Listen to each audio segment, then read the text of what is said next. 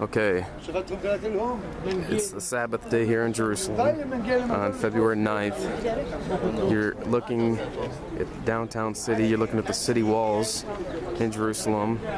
There's so much that took place here. I'm actually standing on the Mount of Olives, and there's so much history and scripture that happens here. And I want to go through some of the things, if I can. You get a panoramic view of the whole city.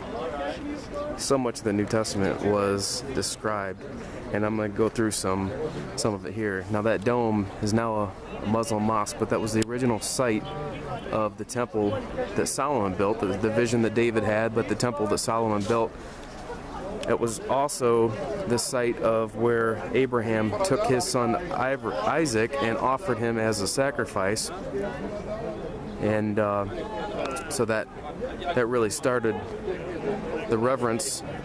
This whole mountain is the Temple Mount, and Mount Moriah it was called. And what King Herod did in the 1st century is he took the original temple that was built by Solomon, and he kind of made like a shoebox around it, and you see the walls were lifted up so high, you get a perspective and you see the size of the car there as to how high the walls were. And 2,000 years ago the wall was even higher, and then he actually filled in the area to make it flat up top there. So the first temple that Solomon built was difficult to get up to because there wasn't much flat area. You actually looked like a mountain. But when Herod, the great builder in the Roman architecture, who built so many of the cities here in Jerusalem, he actually raised those walls, he filled in, he leveled it out, so the temple that Jesus saw would have looked more like this. Obviously that temple was tore down, and we see nothing but some remains. Some of those remains, including these walls, were built between 500 and 1,500 years ago in different stages.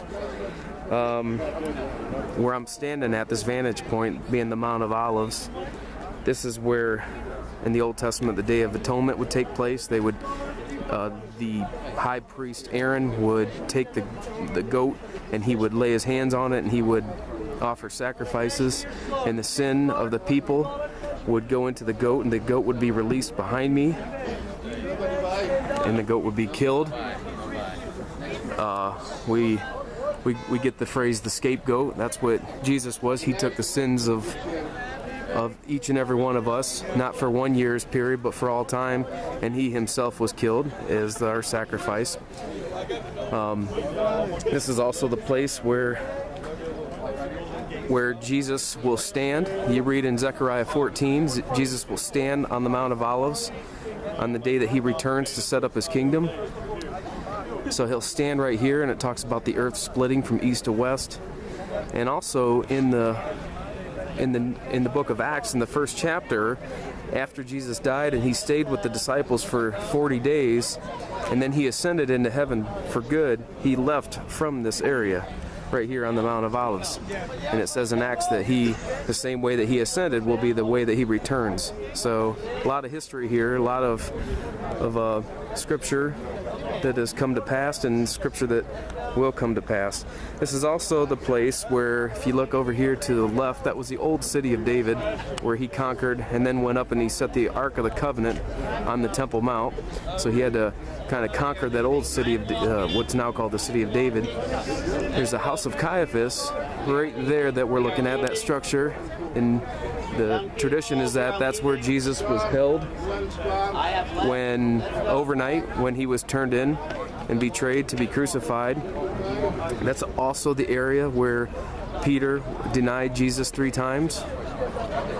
And last thing I want to share is that the corner of this temple here, the temple grounds, there was a pinnacle right about there. It would have been a very tall part of the temple that obviously isn't there now, but when Jesus was tempted and went in the wilderness for 40 days, that's what he was referring to when he said that when Satan offered him to go up to the pinnacle and offered him to have all these lands.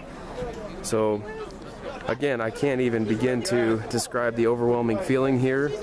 It's so it's more than I can really explain. But I miss you guys. I wanted to send you this video.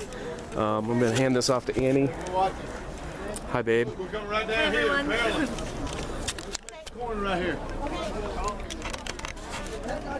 So here we are in the greatest place in the whole world, and this is the holiest place that I've ever seen or ever will see, and I can't really say much more than that. It's a life-changing experience, and I hope that a lot of you guys can come here one day. We love you, we miss you, and we know you're going to be in good hands, and look forward to coming back and sharing this wonderful experience with you. God bless.